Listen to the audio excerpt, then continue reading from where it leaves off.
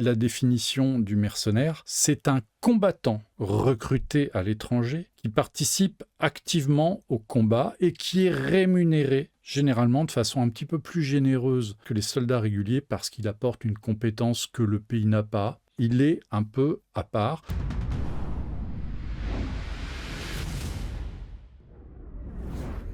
Allez, c'est debout là-dedans. Bienvenue sur Lâcher Solo. Frédéric Marsali au micro. Je suis l'animateur de cette tranche horaire en direct sur la chaîne J'aime Site. On va faire un petit peu d'histoire de l'aviation. Cette semaine, dans l'actu, il y a un mot que j'avais pas entendu depuis un moment qui est ressorti. On a parlé de mercenaires, de pilotes mercenaires en Ukraine.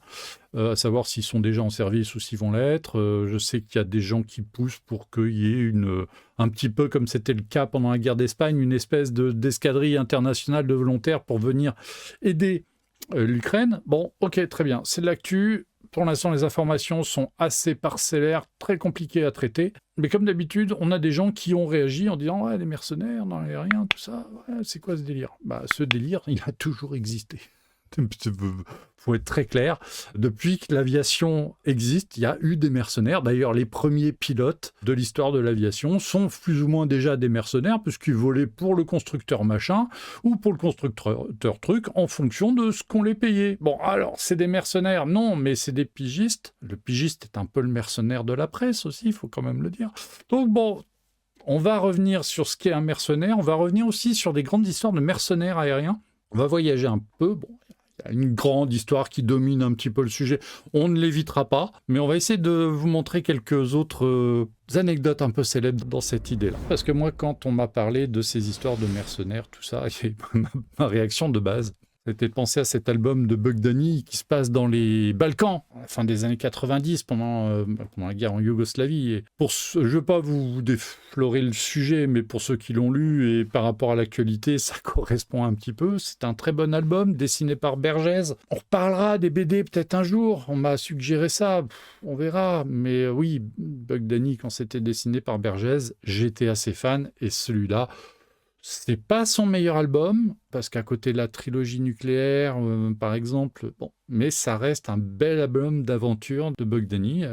Et si vous ne le connaissez pas, celui-là, il faut le lire. Et c'est un peu lié à l'actualité. Les mercenaires, donc, comme je le disais en préambule, ont toujours existé dans l'histoire de l'aviation. On va revenir d'abord quand même sur un point essentiel, c'est la définition du mercenaire. C'est un combattant recruté à l'étranger qui participe activement au combat et qui est rémunéré généralement de façon un petit peu plus généreuse que les soldats réguliers parce qu'il apporte une compétence que le pays n'a pas. Il est un peu à part. Mais dans la définition, il y a quand même le mot de étranger d'abord et surtout de participation au combat. Des mercenaires célèbres, en France par exemple, on peut parler de Bob Denard, on peut parler de Jean Quay, et on va y revenir parce qu'il y a aussi des aviateurs. Aujourd'hui, le mercenariat en France, il est pénalement répréhensible. Depuis 2003, il y a une loi qui fait que les citoyens français, les résidents permanents et les sociétés françaises ne peuvent plus se mettre au service de pays en guerre depuis 2003. En Afrique, où les mercenaires ont été très très présents pendant de nombreux conflits, on va parler des affreux du Katanga, on va parler du Biafra, on va parler de plein d'autres histoires comme ça. Il y a une convention internationale contre le recrutement, l'utilisation et le financement des mercenaires qui date de 1989 et qui est entrée en service en 2001. Mais bon, l'actualité nous montre qu'il n'est pas forcément applicable et donc il y a encore du business pour des mercenaires ou pour des sociétés qui œuvrent dans ce domaine-là. Wagner, par exemple. C'est un phénomène très ancien, les mercenaires, les vrais, parce qu'on remonte à l'Antiquité. Par exemple, un des indicateurs, c'est l'existence de mercenaires corinthiens et crétois qui combattaient pour Sparte pendant la guerre de Messénie entre 743 et 724 avant Jésus-Christ. Ça date.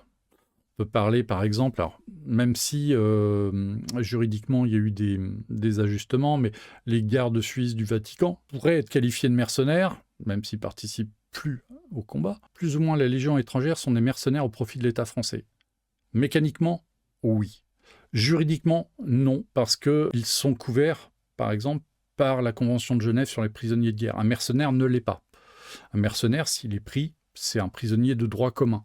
C'est un opérateur. C'est un gars qui est pris les armes à main et qui ne relève pas d'une armée régulière, même s'il travaille pour une armée régulière. Les légionnaires français sont intégrés à l'armée régulière.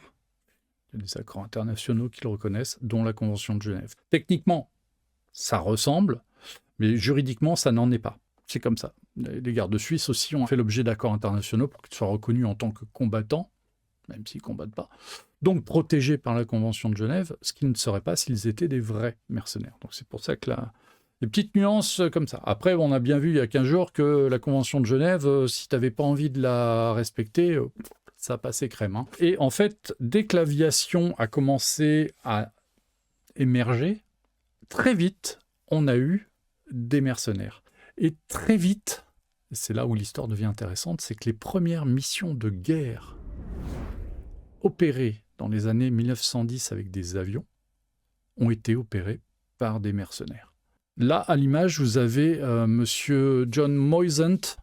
Moi, je l'appelle John Moisan, parce que le nom est d'origine française de toute façon, qui était un passionné d'aviation, qui avait monté un cirque d'aviateurs. Il faisait une tournée aux États-Unis, et à cette occasion de cette tournée, ils ont ouvert un domaine qui n'était pas prévu. Il fait sa tournée de cirque aérien, des acrobates du ciel, des démonstrations en vol aux États-Unis dans les années 1910 avec des avions, notamment des Blériot. Là, il y a un Blériot 11. Il y a des Français parmi la troupe qu'il a rassemblée. Et parmi les Français, il y a un certain Roland Garros, qui est un peu célèbre aujourd'hui, mais pour plein d'autres trucs. Il y avait aussi un certain René Simon, qui n'a pas laissé une grande trace dans l'histoire, mais... Et en février 1911, cette troupe est en train de faire des démonstrations au Texas, dans le sud des États-Unis, pas loin de la frontière mexicaine. Or, à cette époque-là, le Mexique est dans un bordel ambiant entre révolution, entre contre-révolution. C'est l'époque de Emiliano Zapata.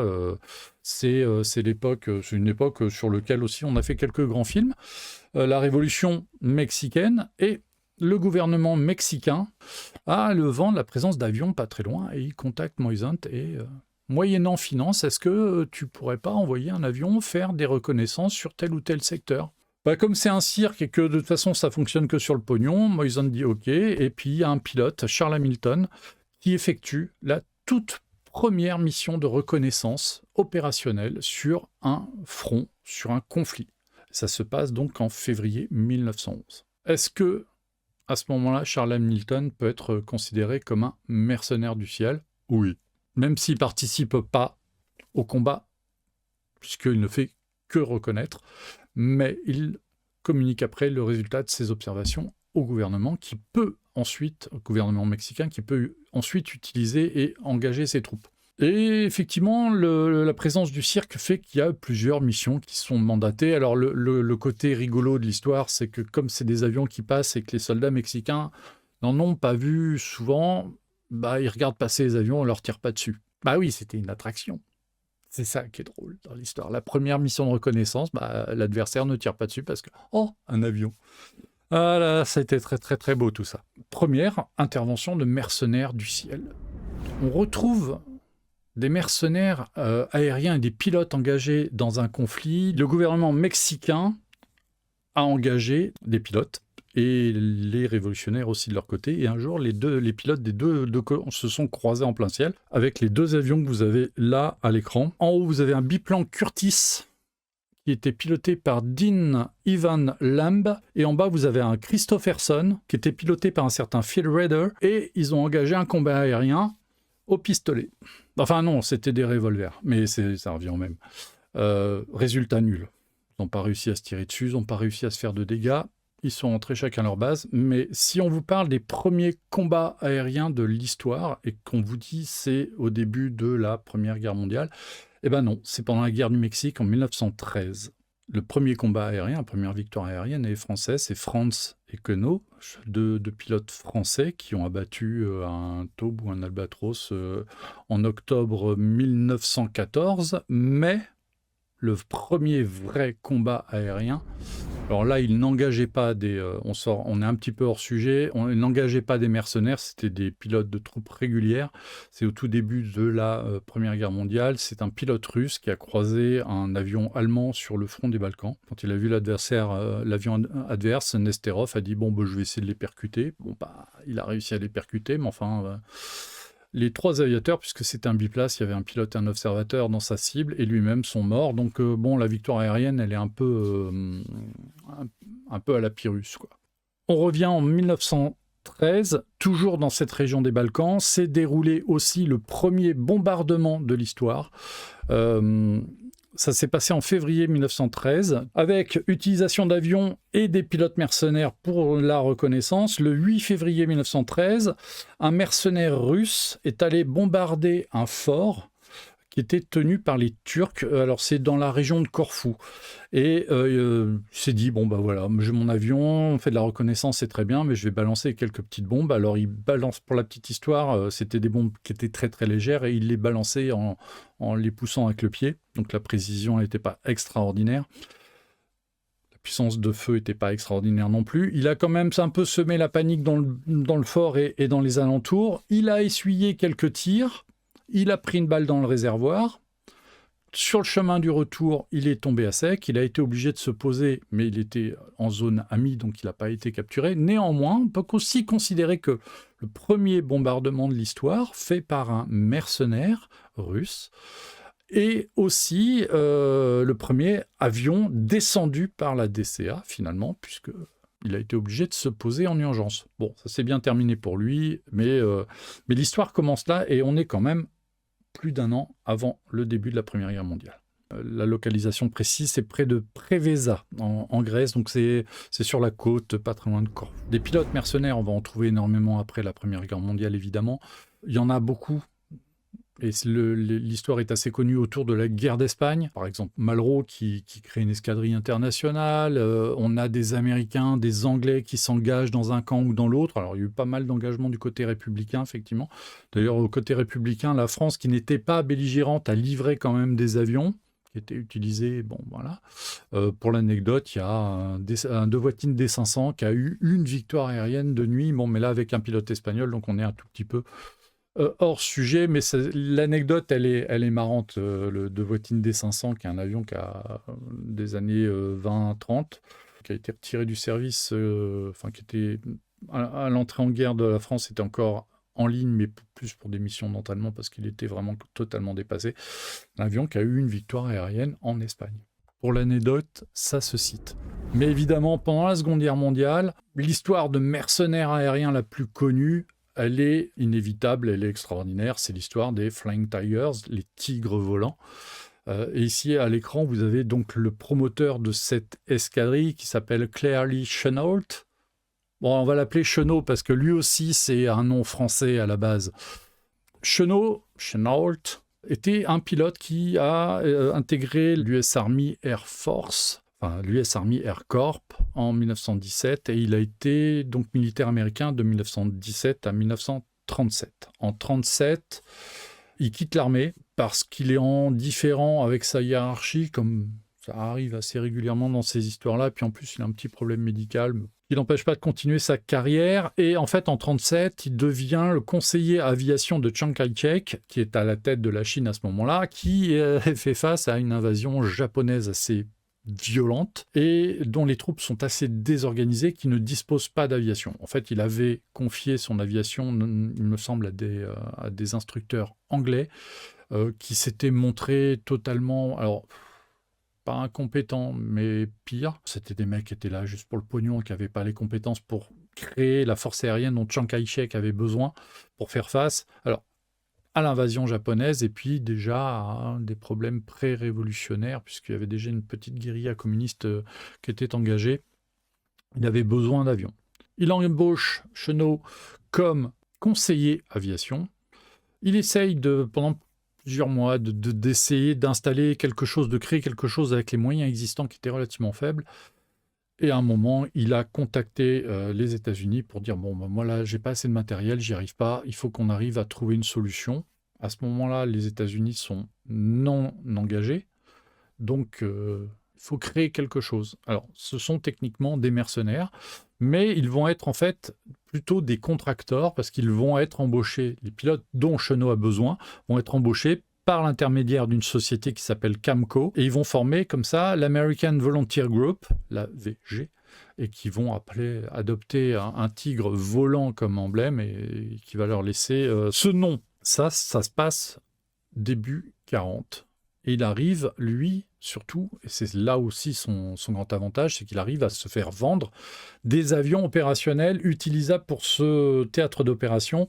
Enfin, je ne suis pas sûr qu'il ait eu trop le choix. Il a reçu des P-40C, des Curtiss P-40C, donc le chasseur, on va dire, alors à l'époque, c'est quand même le chasseur number one pour l'US Army Air Force, construit en grande quantité, disponible en grande quantité, qui a été aussi livré à des alliés. Alors le P-40 est une évolution du Hawk 36. En fait, il a reçu des P-40 qui avaient été commandés initialement par la France, des P-40C, en fait des Tomahawk 2, qui avaient été initialement commandés par la France, qui avaient été et pas livrés parce que la France était tombée. Donc la commande aurait dû aller chez les Britanniques, qui avaient commandé déjà pas mal de P-40 pour très très vite se renforcer, mais les Britanniques, en fait, préféraient le Brewster Buffalo qu'on voit là à l'écran.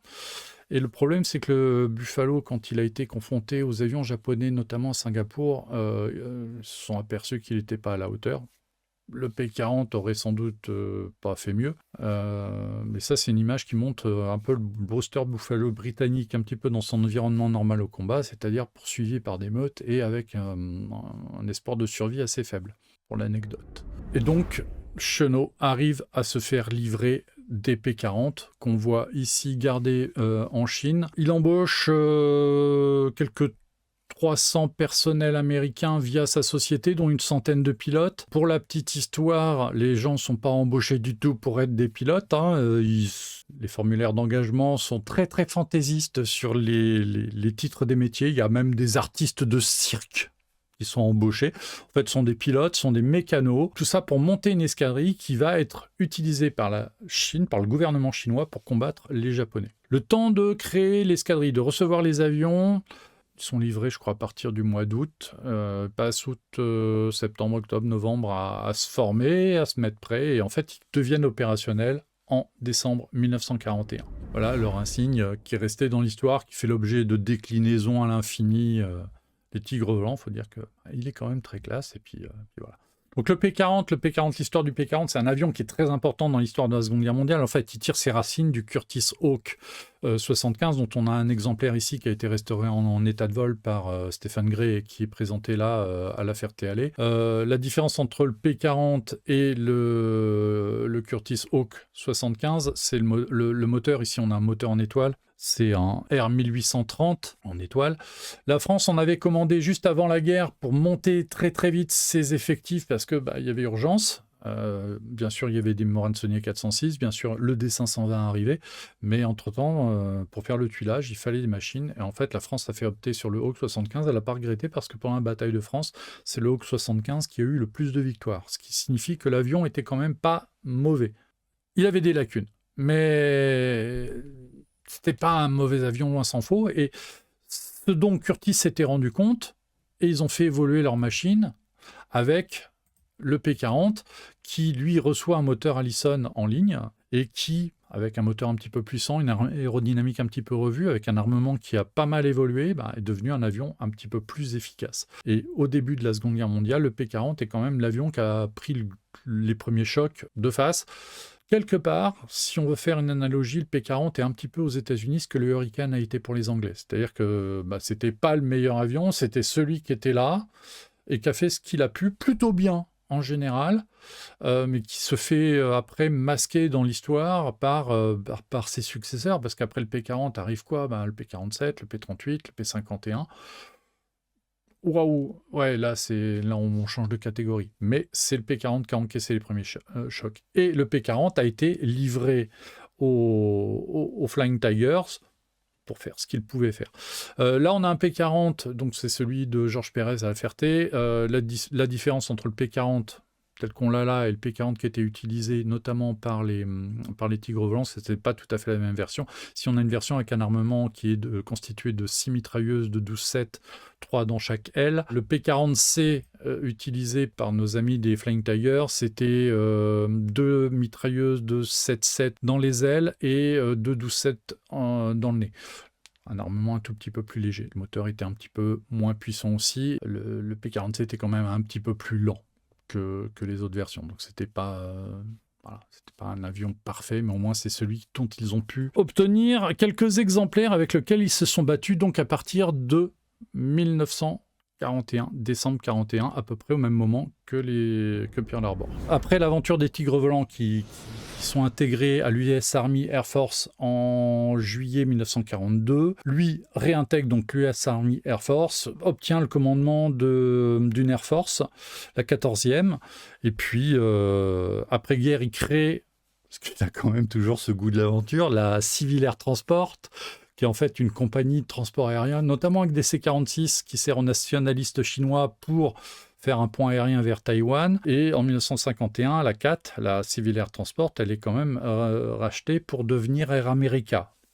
Financement de la CIA, compagnie utilisée comme société écran pour pas mal d'opérations américaines. Les personnels de la CAT, très forts, créent China Airlines à Taïwan et créent aussi Cathay Pacific. Et Cathay Pacific ont fait les 80 ans là en ce moment.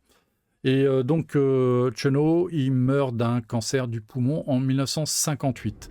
Évidemment, dans les Tigres volants, parmi les grandes figures des Tigres volants, on retrouve Papy Boyington. Alors, Papy Boyington, il est connu pour après, mais il a commencé quand même avec eux. En fait, il s'engage dans les Marines en 1937. Il est utilisé comme instructeur. Alors aujourd'hui, en France, on dirait qu'il était instructeur ab ovo, c'est-à-dire un instructeur qui sort d'école et qu'on envoie tout de suite en instruction. C'est-à-dire qu'il n'a pas le temps d'être en unité opérationnelle, il est qualifié, bon bah écoute, tu as appris à piloter, va faire de l'instruction. Et en fait, Boyington, ça lui plaît pas des masses. Et en 41, après donc 4 ans d'instruction, il démissionne. Et il part en Chine. Et il intègre les Tigres volants. C'est là que l'histoire de Boyington commence réellement. Il combat avec les Tigres volants, mais il ne reste pas. Il démissionne à nouveau je crois que c'est au mois d'avril, et il retourne chez les Marines. Et après, chez les Marines, en septembre 1943, il reçoit le commandement de la VMF 214, et le reste appartient à l'histoire, voire à Hollywood. Le problème de Boyington, c'est son score, j'y reviendrai juste après. Moi, ce qui me plaît chez Boyington, ce qui m'a toujours plu, c'est qu'il a reçu sa Medal of Honor de son vivant, mais à titre posthume quand même, puisqu'il a été descendu après une mission, il s'est retrouvé dans l'eau au milieu de nulle part, il a été récupéré par un sous-marin, il est allé en prison au Japon. Il n'y avait pas la Croix-Rouge, donc personne ne savait qu'il avait survécu. Comme c'était un commandant d'escadrille qui avait plein de victoires aériennes, une vingtaine au bas mot, il a eu la Medal of Honor, à titre posthume, parce que tout le monde le croyait mort, et quand il est rentré, quand après la guerre, il a été libéré, le président Truman lui a donné sa médaille à titre posthume de son védan. Ça, c'est un truc qui me fera rire toute ma vie, ça. Et ouais, Boyington, grand personnage. Bon, après, son histoire, elle est pas si drôle que ça, parce que l'alcool, tout ça. Bon, il n'a pas eu la vie qu'il méritait. La légende est belle, mais sa vie, elle est dure. Alors, les Tigres volants, pendant les quelques mois qu'ils combattent les troupes japonaises, ils ont eu quel bilan ? Eh bien, le bilan, il est là. Il y a eu 68 pilotes qui ont eu des primes pour des victoires aériennes. La prime, elle était de $500. À l'époque, c'était une petite fortune. Parce que leur engagement, c'était ça. Vous êtes mercenaires, bon, vous êtes payés, ils étaient mensualisés. Enfin, aux États-Unis, c'est à la semaine.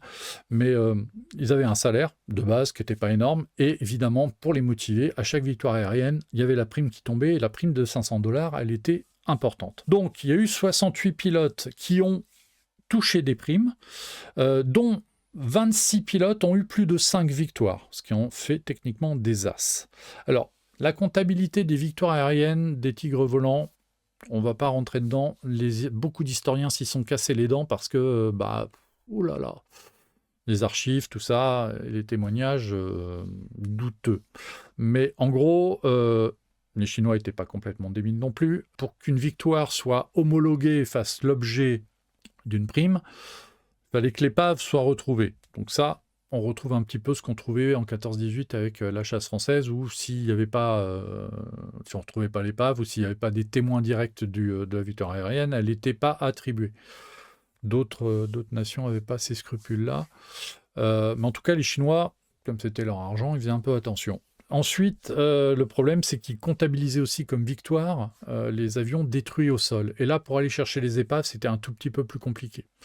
Donc, faire le tri entre les vraies victoires aériennes, les avions détruits au sol, les témoignages, les archives qui ne concordent pas, tout ça, c'est très compliqué, qu'on va rester sur les chiffres officiels.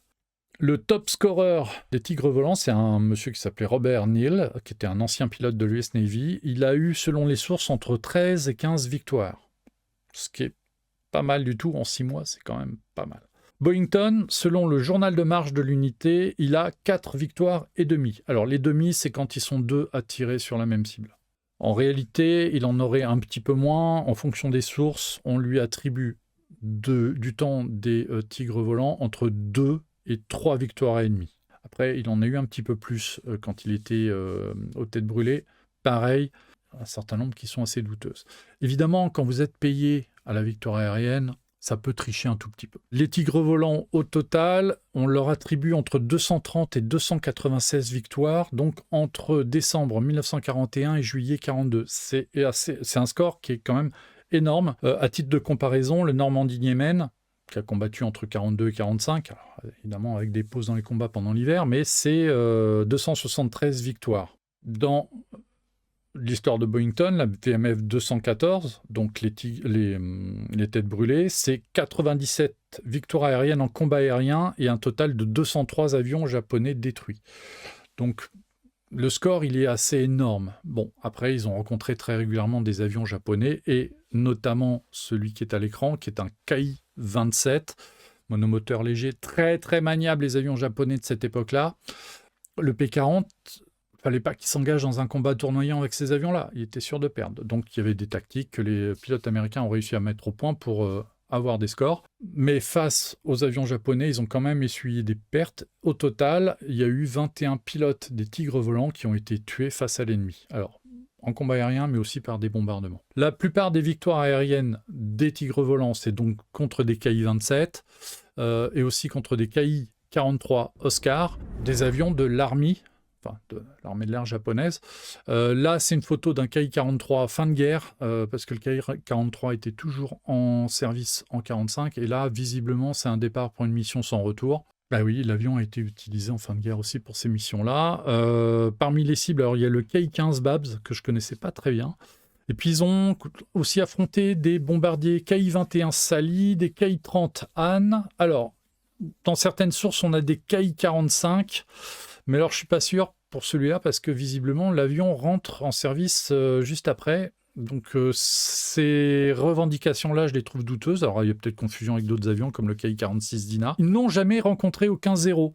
Alors dans les bandes dessinées, on voit souvent les P-40 en train d'affronter des zéros. C'est une affabulation, en tout cas en ce qui concerne les Tigres volants, puisque le zéro à l'époque est un avion embarqué. Or il n'y avait pas d'aéronaval en Chine. Bon, et puis dans les faits qui ont entretenu la légende des Tigres volants, il y a eu aussi donc un pilote qui s'appelle Robert Scott, qui ne relevait pas des Tigres volants, mais qui s'est fait confier un P-40 par les Tigres volants, et qui a mené un peu à un moment sa guerre perso en avril 1942, et qui a finalement aussi intégré l'US Army Air Force avec des gens des Tigres volants, et qui a écrit un livre qui s'appelait « Dieu est mon copilote », qui existe aussi en français, notamment dans la petite collection bleue, et qui, lui, a terminé ce tour d'opération un peu bizarre avec 13 victoires aériennes. Et puis son livre, il mérite d'être lu, honnêtement, un bon récit d'aventure. Parmi les pilotes qui ont gravité, un peu comme Scott, autour des Tigres volants, il y avait un Français qui s'appelle Henri-Léo Mazuri. Alors lui, il n'était pas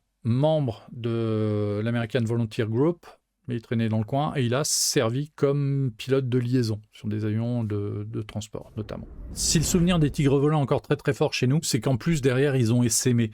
C'est-à-dire qu'après la guerre, les anciens de l'American Volunteer Group ont monté une compagnie aérienne qui s'est appelée les Flying Tigers, Flying Tiger Lines. Et même ça, c'est une histoire qui se raconte, parce que ils ont commencé avec ce machin-là. Je vous mets au défi d'identifier immédiatement cet avion. C'est un Bud RB1 Conestoga. Un avion de transport qui a été imaginé à partir de 1943 par donc une compagnie qui s'appelait Bud. Alors, il me fait faire de la bière plutôt que des avions. Et en fait, leur idée, c'était de faire un avion en inox, en acier inoxydable, qui était censé être un matériau moins stratégique que l'aluminium. Eh ben, ils en ont quand même construit 20, parce que l'avion était assez novateur dans un certain cadre. Par exemple, on a un cockpit surélevé, ce qui permet de libérer tout le fuselage pour le fret, parce que c'était un avion cargo, le fret, tous les passagers. Ça, c'est des idées qu'on a retrouvées après sur les DC-4 Carrier, c'est une idée qu'on a retrouvée sur le 747 après, faut pas se leurrer. C'est un avion qui était sous-motorisé, là aussi R1830. Il avait quand même des perfos au décollage qui était intéressante. C'est un avion qui faisait 9 tonnes à vide, comme des 4 tonnes et demie de charge utile, donc il décollait aux alentours de 15 tonnes. Il pouvait décoller en moins de 300 mètres. C'était donc un avion à décollage et atterrissage court. Et c'est à partir de cet avion qui a été évalué par l'US Army Air Force et dont elle n'a pas voulu, qu'ils ont commencé leur Flying Tiger Lines et qui s'est développé très très vite. Très vite, ils vont acheter des super constellations, des DC-6, des Canadair CL-44, des Boeing 707, des DC-8. Et puis bon, à la fin, ils ont eu ça, et c'est trop beau. Boeing 727, et puis voilà, ils ont eu du 747. Et la compagnie Flying Tigers, elle disparaît en 1989. Enfin, elle disparaît. Elle est rachetée par FedEx. Et leurs avions ont volé ensuite par FedEx. Et donc Flying Tiger, c'est un truc qui est resté. C'est une marque, c'est une vraie marque, qui avait une vraie solidité pendant des années, qui a vécu aussi sur des contrats avec le Ministry of Defense, comme d'habitude. Bon voilà, ça fait partie aussi de leurs histoires, parce que oui, c'était une compagnie qui pouvait être une compagnie contractor. Évidemment, dans l'imaginaire français, les tigres volants, c'est Bug Danny, puisqu'il y a un certain nombre d'albums qui en parlent. Le retour des tigres volants, c'est une série de 3 albums, une aventure complète. Elle est intéressante parce que c'est une allégorie de la guerre du Vietnam. À l'époque, la presse sur la jeunesse n'avait pas le droit de s'impliquer dans des conflits en cours, donc ils ne pouvaient pas parler directement de la guerre du Vietnam. Donc Charlier, le scénariste, a monté comme d'habitude un scénario lui permettant de parler des avions à cette époque-là engagés pendant la guerre du Vietnam, encore que le Fiat G91 s'était pas gagné, mais bon, c'était une bonne aventure. Bon, après, c'est des BD des années 60, c'est pas tout à fait les mêmes standards qu'actuellement, mais ça fait partie des choses qui ont prolongé le souvenir des tigres volants. L'autre grand pan qui nous touche, nous, en tant que Français, l'histoire des mercenaires de l'air, ça s'est passé là, en Afrique, au Biafra, à la fin des années 60. Et là, il y a eu des histoires. Waouh. Le Biafra, c'est une province du Nigeria, qui est un pays qui a obtenu son indépendance de la part de la Grande-Bretagne en 1960. Et donc en 67, le Biafra, où l'ethnie majoritaire et chrétienne, décide de non, prendre notre indépendance, merci, on n'a plus besoin de vous, merci, au revoir. Et non, ça s'est pas bien passé du tout. Derrière, il y a un blocus des ports de la part du Nigeria, il y a des attaques, il y a des massacres. Il y a une famine abominable, on parle de 1 à 2 millions de morts quand même à cause de la famine, et puis quelques centaines de milliers de tués par les combats. Et le Biafra a, comme le Nigeria d'ailleurs, au cours de ces combats-là, a beaucoup fait appel aux mercenaires, et puis aussi à des sociétés qui ont été engagées un peu louches, comme les ports. Port Harcourt, par exemple, il y avait un vrai blocus, donc s'il y a eu une famine, c'est que la nourriture ne rentrait pas. Il y a eu des ponts aériens entre les îles qui se situent là, qui étaient indépendantes du conflit, avec des avions de transport qui ont vraiment fait un pont aérien pour aller livrer de la nourriture au Biafra. Et il y a eu des pilotes français, il y a eu des avions français qui ont été engagés, il y avait une flotte incroyable, si vous aimez les DC-3, les Constellations, les DC-6, il y a même eu un Fokker 27, enfin, il y a eu plein d'avions qui ont fait quelque part une forme de contrebande pour alimenter le Biafra, qui était un sujet très tendu dans ces années-là, puisque c'était un massacre en cours. Si on a des associations aujourd'hui comme Médecins du Monde ou Médecins sans frontières, je crois, c'est à la suite de la crise du Biafra. Et au Biafra, il y a eu aussi des aviateurs qui ont été engagés, et des mercenaires aviateurs. Et c'est une des grandes histoires des mercenaires aviateurs qui s'est écrite là-bas. C'est écrite notamment par un pilote d'origine polonaise, mais qui a beaucoup vécu en Suisse, puis après en France, qui s'appelait Jan Zumbach. Mr. Brown, alors c'est un gars qui a une vie incroyable, polonais. Bon, arrive la Seconde Guerre mondiale, il s'engage dans la Royal Air Force, il devient pilote de chasse pour la Royal Air Force, il finit Wing Commander, commandant d'escadre d'une unité de la Royal Air Force.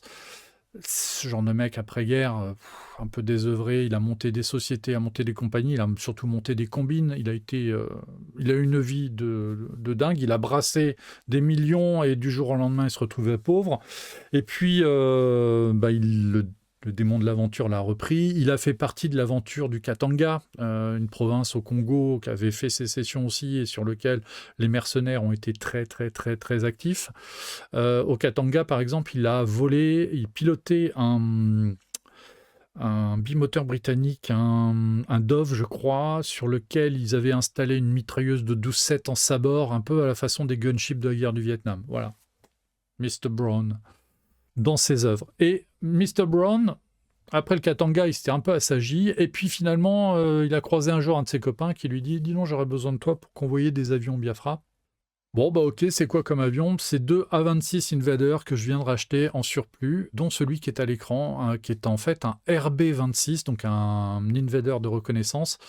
C'est celui qui est parti donc au Biafra. Et là, il est pris. Alors, la photo, elle est prise à Courtrai en Belgique parce que ça a transité. C'est une photo qui provient de la collection de Jacques Guillem, collection de photos extraordinaires qu'il m'avait envoyée.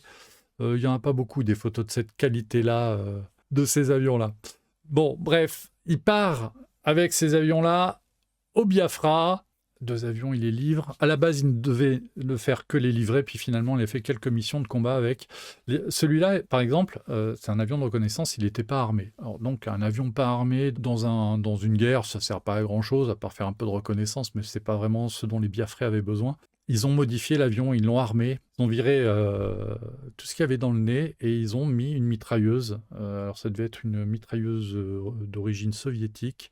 Et ils avaient installé un système incroyable, c'est-à-dire que comme l'avion n'était pas câblé pour avoir de l'armement, qu'ils voulaient avoir absolument une mitrailleuse lourde dans le nez, et ben ils ont trouvé un système tout bête, c'est qu'ils ont pris une mitrailleuse sur affût, donc d'origine soviétique, ils l'ont installée dans le nez, ils ont fait le trou qui allait bien, et pour déclencher le tir, ils n'ont rien trouvé de moyen que de mettre un mec à la mitrailleuse qui ne voyait rien, relié avec un câble au pilote, et le pilote lui tirait sur le câble pour lui donner l'ordre, tactilement, comme ça, d'ouvrir le feu. Un peu n'importe quoi. C'est un truc extraordinaire, mais voilà, ça fait partie de leur histoire. Et voilà, les 2 A-26 ont participé à beaucoup de missions de combat pendant une durée assez courte finalement. Après, sur ces avions-là, il y a la maintenance qui est très compliquée, l'approvisionnement en pièces détachées. Et finalement, les 2 avions ont fini par être abandonnés sur un coin de terrain. Voilà. Zumbach, il a écrit ses mémoires, je vous les conseille, c'est à lire, vraiment. Et là, vous avez le RB-26 avec son nez. Il a été repeint avec des dents de requin aussi. Bon, personnage incroyable, Zumbach. Mais au Biafra, l'histoire la plus incroyable de mercenaires du ciel, c'est lui qui l'a écrit. Lui, il s'appelle Carl Gustaf von Rosen. Alors, c'est un Suédois. Honnêtement, je ne comprends pas qu'il n'y ait pas eu un film de fait sur sa vie.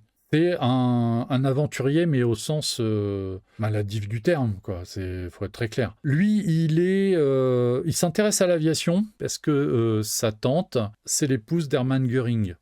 Hermann Göring, je rappelle, pilote de chasse pendant la Première Guerre mondiale, qui ensuite devient le bras droit d'Hitler. Göring, à la base, est pilote de chasse, et pas un mauvais, parce qu'il a une vingtaine de victoires aériennes, et a commandé la Jasta 1 après le décès de Richthofen, par exemple.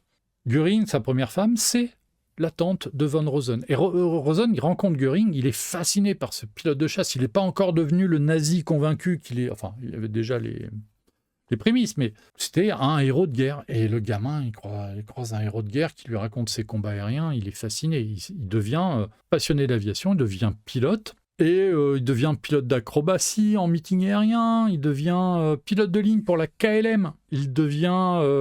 qu'est-ce qu'il fait Oui, il participe à la guerre en Finlande, aux côtés des Finlandais, contre l'URSS, la première guerre. Il obtient un poste dans l'armée de l'air finlandaise en finançant sur ses fonds propres, puisqu'il est issu d'une famille relativement riche, en fournissant 3 avions qu'il avait payés de sa poche. Ensuite, après la première guerre en Finlande, il rejoint l'Angleterre. Il veut rentrer dans la Royal Air Force, sauf que les agents de renseignement de la Royal Air Force connaissaient son nom et savaient qu'il avait des liens avec Göring, même s'il ne devait pas communiquer beaucoup ces derniers temps. Il a été refusé dans la Royal Air Force à cause de ses liens avec Göring. qui était effectivement aussi un sacré toxicomane. Et il n'avait pas que ça comme défaut. Il a mal fini, mais bon, ceci est une autre histoire.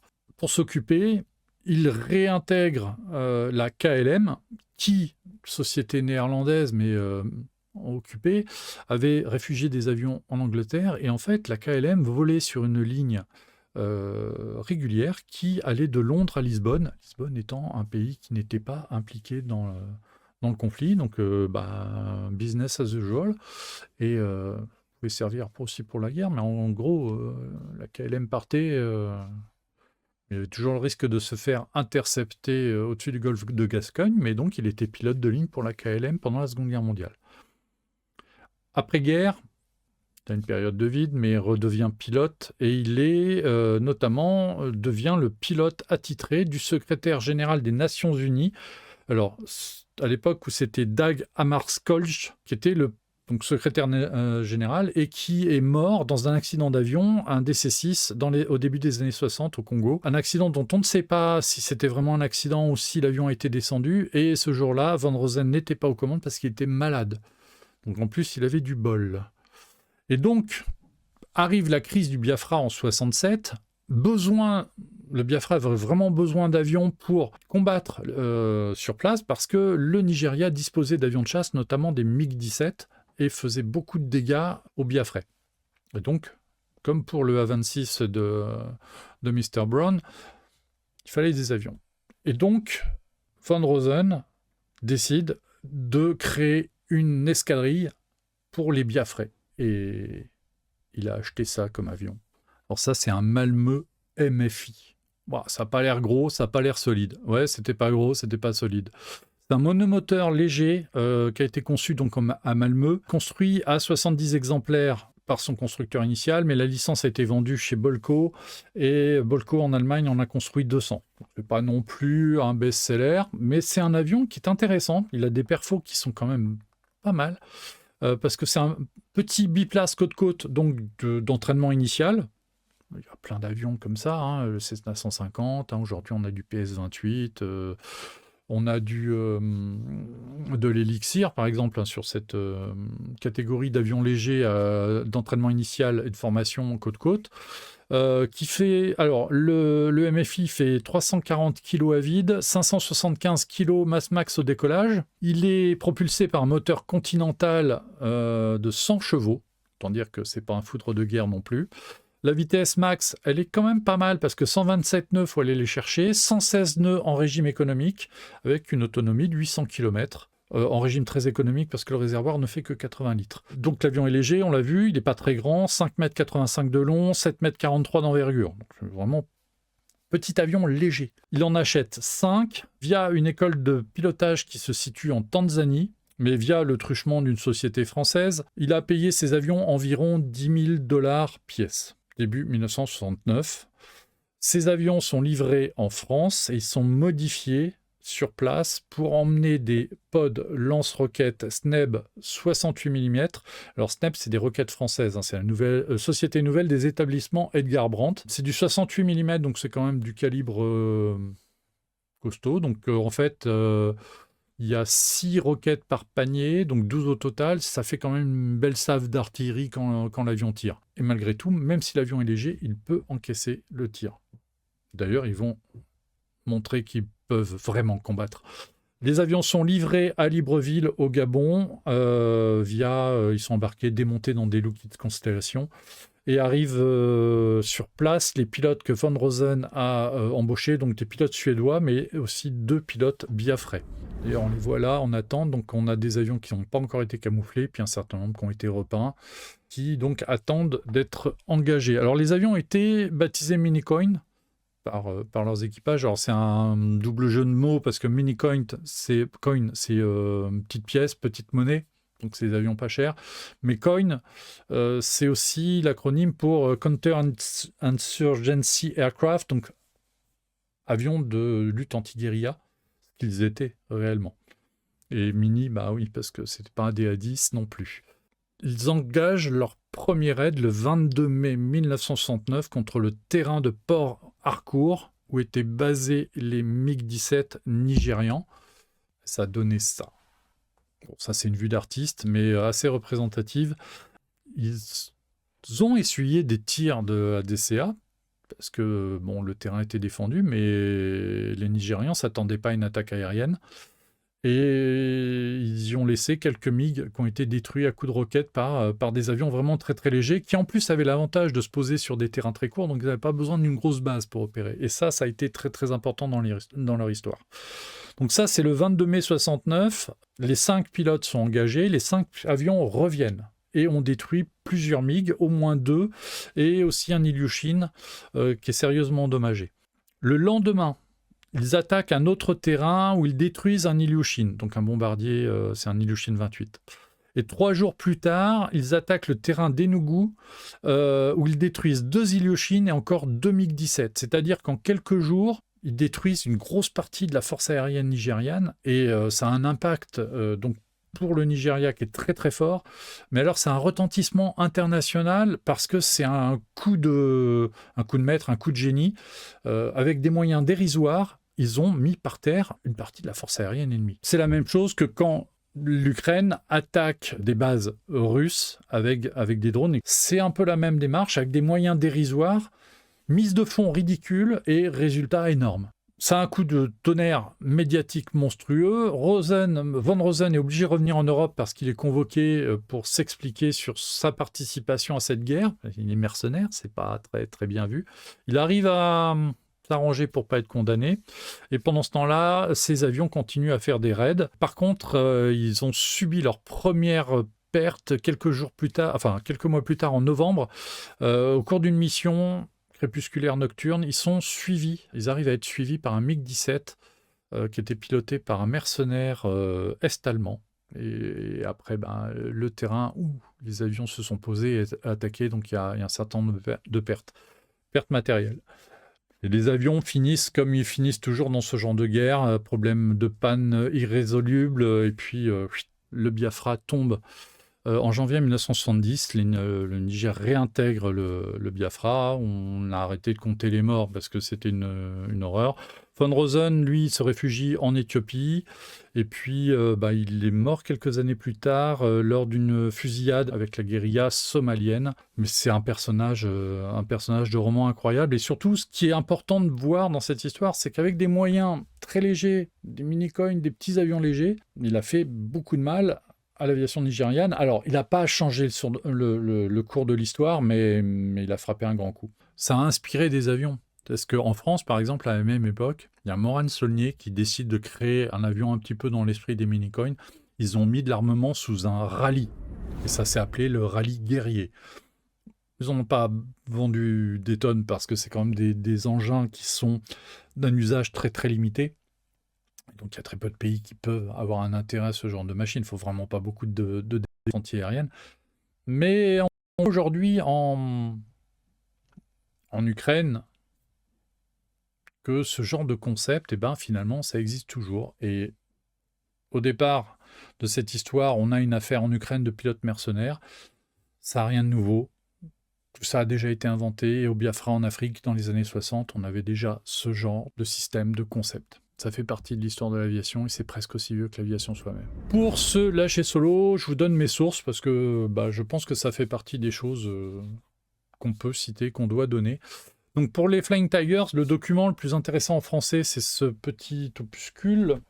C'est un brochet qui est paru chez DTU fin des années 90. L'auteur, c'est Jean-Louis Couston. Alors c'est un auteur qui est assez connu pour ses maquettistes. Donc le document est très très maquette. Bon, c'est lui-même qui a fait la mise en page, notamment de son texte, donc c'est assez pénible à lire parce que les règles typographiques, il ne les connaissait pas. Mais sinon, il y a une collection de photos là-dedans. Waouh! Il y a toute la liste des pilotes, même leurs photos, et puis il y a des profils qui sont signés Vincent Dorn, donc ça c'est plutôt des beaux profils. Et puis, il y a plein de choses sur les maquettes, évidemment, sur le montage des P40.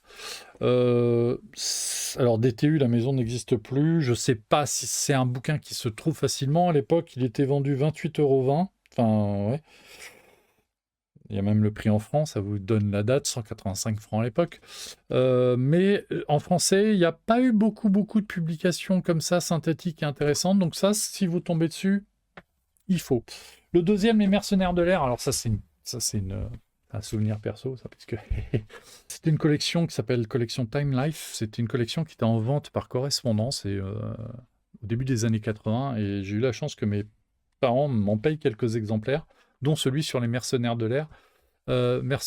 Et l'essentiel de l'émission a été bâti autour des renseignements trouvés sur cet album. C'est des documents d'origine anglo-saxonne, mais dont certains volumes ont été retravaillés par des auteurs français. J'ai pas toute la collection, mais de temps en temps, j'en trouve d'occasion, et ceux que j'ai pas, je les achète avec plaisir. Et c'est une belle collection, il y a une iconographie qui est toujours vraiment intéressante.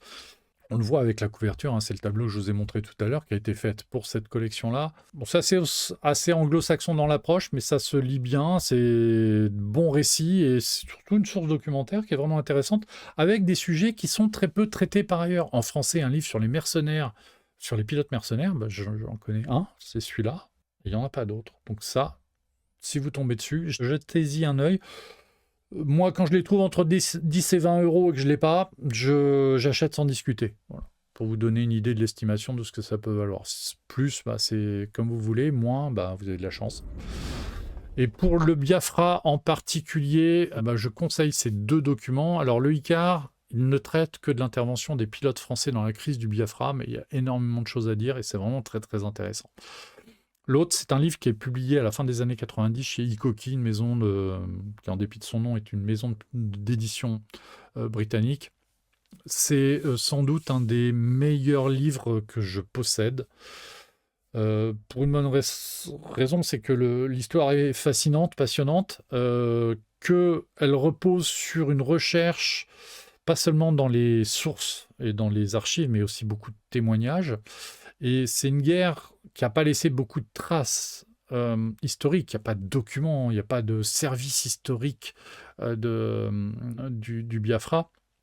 Donc, écrire un livre aussi précis sur cette histoire-là, c'est un tour de force, et Michael Draper y est parvenu. Puis on le voit à la couverture, mais si vous aimez les avions, les propliners, genre des C6, Constellation et autres avions bizarres, il y en a à toutes les pages. Et puis ça raconte une histoire qui est folle, avec des gens qui ont pris des risques incroyables pour essayer de sauver des vies, et l'histoire est incroyable, dingue. C'est un livre. Alors j'ai regardé juste avant de prendre l'antenne.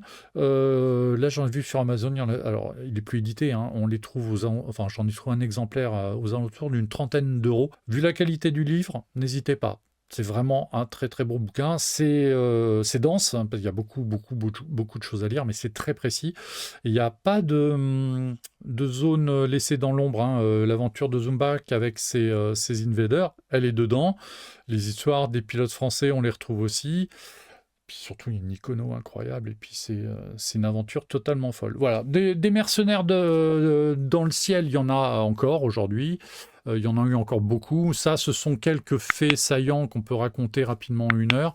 C'est un sujet qui est bien plus vaste que ça. On a fait le choix d'en choisir quelques anecdotes pour vous dire, l'histoire de l'aviation, elle se fait aussi avec ces petites histoires-là. Merci d'avoir suivi l'émission. Normalement, on se voit la semaine prochaine. Comme d'habitude, on verra bien de quoi on parlera à ce moment-là. Merci à tous. Je vous souhaite un bon week-end.